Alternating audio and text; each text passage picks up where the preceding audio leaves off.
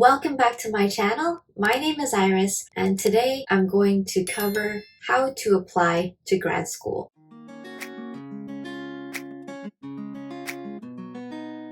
If you have seen my previous videos on college studying tips, you would know I have a Study With Me playlist outlining those tips. For the start of a new school year, I thought that it would be good to go over some grad school application tips for those of you who are looking to apply. Since you have clicked onto this video, I am going to assume that you have already made a potential list of programs that you're interested in and that you have gone through the admission requirements, the basic requirements for those programs, and now that you are ready to prepare your application. The first thing on the list for the application process, and also one of the more important components, is the personal statement.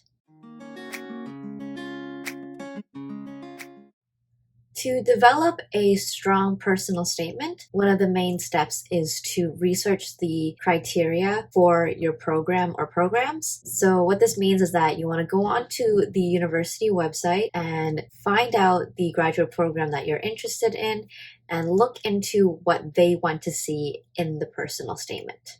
A few things that you will notice in the criteria for personal statements in your program are word limits that you have to stick to, the formatting of your statement, like if it is a PDF file, if there are headers, and the font style, and also the font size. You will likely be asked about your reasons for pursuing graduate studies, and you can also demonstrate your scholarly and professional accomplishments within your statement. So the personal statement could also include a research statement within it, or you can have the personal statement and research statement in two separate documents. Either way, what the program is looking for is for you to explain your research interests, provide an example of a research question that you want to look into. You want to demonstrate an understanding of the past and current literature on the question that you are interested in, and then give a future perspective or a new perspective on what you can contribute to the current literature. I would say this is one of the more difficult components of the application, since you need to have a good amount of knowledge and experience to actually provide a strong research statement.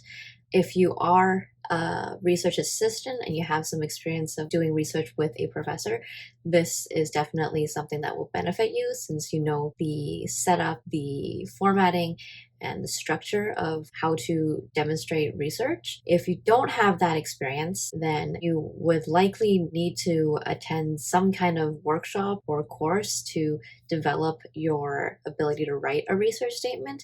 And you can do that by going online and checking on different websites on what a research statement should include, what it would look like. And you can also look into books that your university library might provide. You can also just go to the library and ask the librarian for books that will help you understand how to build a research statement. And to truly demonstrate that you have put in the time, effort, and passion into your research statement, it is best to start early. I would say you want to give yourself around a year of a time span before you apply. A strong personal statement will involve you being authentic, concise, detailed, and passionate. So the main question is, how do you demonstrate these qualities within your statement? From my experience, it's best to outline detailed learning experiences from your CV. And these experiences could be volunteering, coursework, work experience, teaching, or research assistantships. You want to explain why you have such an interest in the field or program that you are applying to. You might also specify some life experiences that have brought you to this interest towards your program and field of study. And finally, it's also important to provide some plan for the future, such as explaining what you want to do with your degree once you have completed it. The final component component of the personal statement should include you mentioning a potential supervisor that you want to work with if you were to be admitted into the program. So this would include researching potential faculty members that have similar research interests as you. You might also want to contact these faculty members to discuss these research interests and to also get more information on their current research. Interestingly, some programs actually want you to have a supervisor ready to work with you if you were to gain admission. So what this means is that before you apply, you want to get the approval of a faculty member to be your supervisor, and you would indicate that in your application. The next part of the application process that I want to talk about is the CV. So I'm going to outline the CV checklist. You should have your name and contact information, explain your academic background, research and or teaching experience, publications, grants and fellowships, awards and scholarships, and finally, presentations or conferences. The third component of the application process is the reference letters. The first step is to find 3 professors who know you fairly well, and how you achieve this is to take multiple courses with professors who have similar research interests and or in the same program that you are interested in. By building that relationship with the professors, you can also gain research or teaching assistantships. If you plan to stay in the same university that you're studying in for your graduate program, by building these relationships with those professors, you can find your supervisor earlier on. The graduate program that you are going to be applying to will specify what they want to see in their reference letters, and you want to send this criteria to your references. You want to meet your references face-to-face, either through a virtual meeting or in person when you are requesting or reference letters. So during your appointment with your potential references, if they do agree to be your reference, you want to provide them with a reference package. And this includes the criteria for reference letters for the specific programs that you're applying to, your CV, personal statement, and your academic writing sample. So the importance of the reference package is so that the references are on the same page as you, and to also give yourself a chance to have someone proofread those important documents before you submit them for your application. The last thing that I want to mention for your reference letters is to make sure that each reference can provide something different. For instance, maybe one of your references can give more information on your teaching and research experience. Another reference can give more of a perspective on your academic ability. They could also give you good feedback on your research interest or question. The fourth part of the application process is the academic writing sample. So the academic writing sample checklist includes finding if the piece can be any kind of writing that you did during undergraduate studies. But if that is an option, I would highly suggest to choose a piece that actually relates to your research interests or at least to topics within the program. Second part of the checklist is to write either a new piece completely or to take a past piece. So this would involve maybe you finding out that, oh, I don't have a piece that's related to the program that I'm applying to, or I don't have a piece that is related in any way to what I want to research in the future. Then I would suggest maybe writing a new piece specifically just for your application. The fifth part of the application is the official transcript. So the transcript checklist involves providing official transcripts from all post-secondary institutions that you have attended. You also want to find out if you should be giving paper originals, certified copies, or electronic copies. And if you are an international student and your transcript is in a different language, you definitely want to look into getting a translator to translate the transcript into a language that your program can understand. Usually your program will give you more information on how about you can do that. The sixth part of the application process is the English competence test. This is only for applicants whose first language is not English.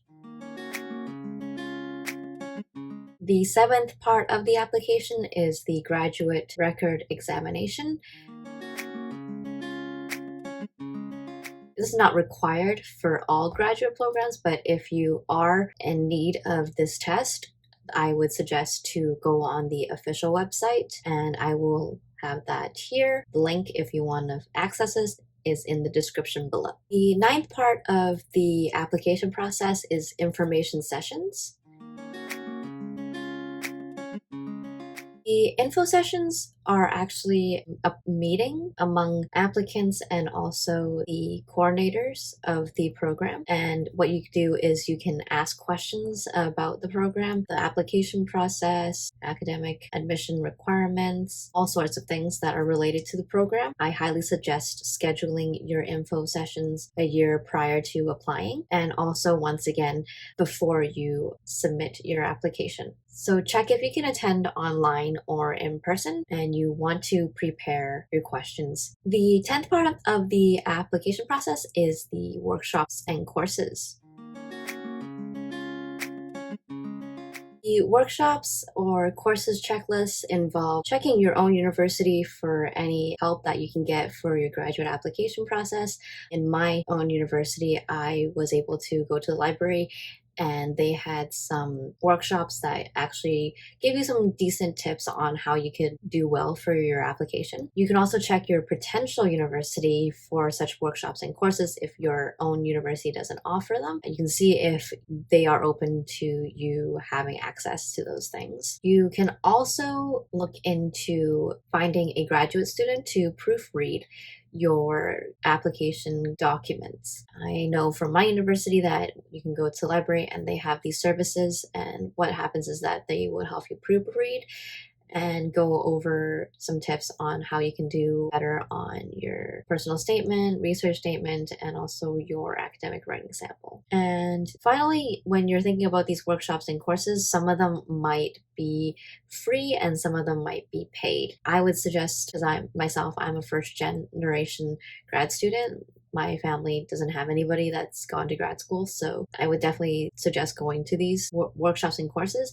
Of course, if you have the ability to afford the more detailed and hands-on help, definitely go for it. I know from locally, because I'm from Vancouver, UBC has a great grad school course where they'll teach you how to do all the application process, and they have 2 graduate students there that will give you all the help you really need.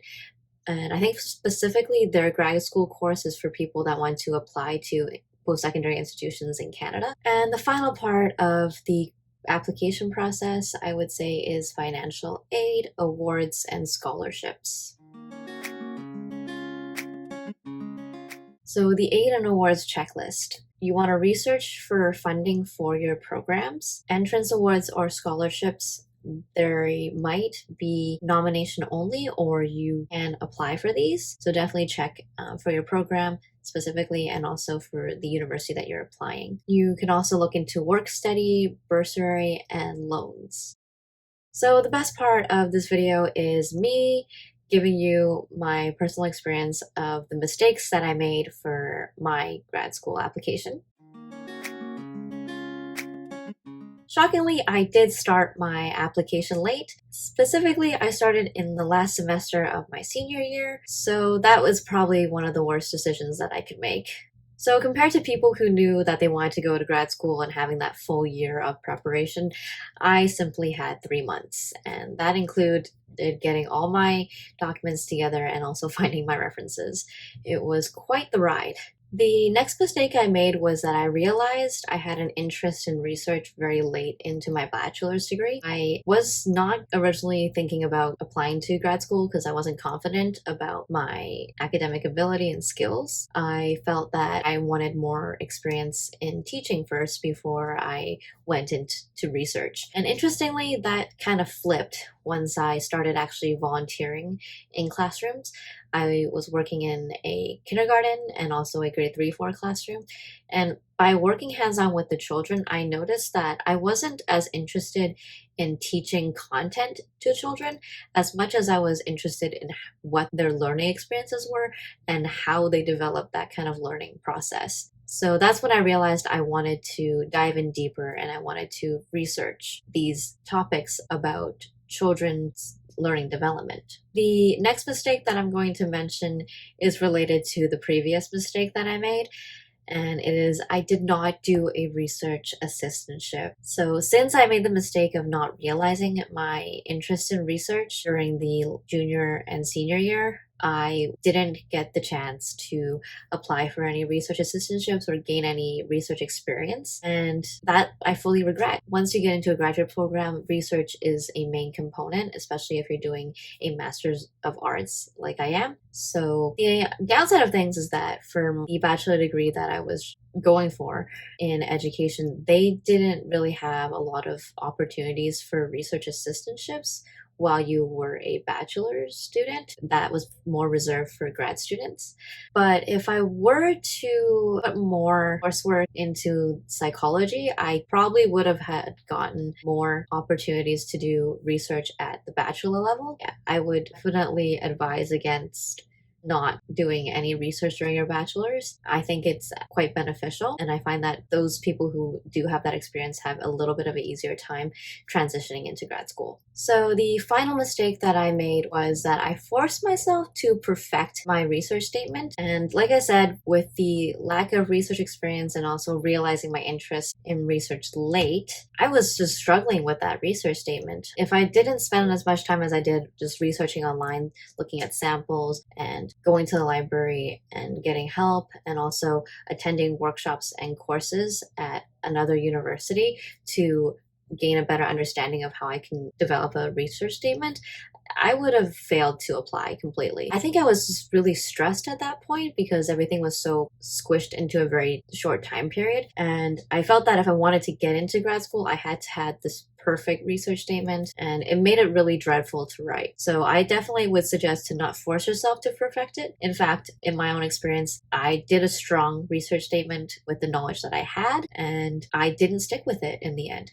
Like, it's not something that you perfect and then you stick with up until you graduate with your thesis. It changes because people change, your interests change, and then you take courses and you start realizing other things that you might want to look into. At this point, what I wrote in my application for my research statement is not what I'm pursuing for my thesis. Programs that are looking at your application are not going to be expecting like a perfect proposal and everything like ready to go, and then you'll just blossom into your thesis very quickly. No, they're just looking for some basic skills that you need to have in order to adapt to the graduate program that you're applying to. So I hope you enjoyed today's video, and I wish all of you good luck in applying to the graduate programs that you are interested in. And remember to subscribe, like, and turn on post notifications, and I'll see you next time. Bye!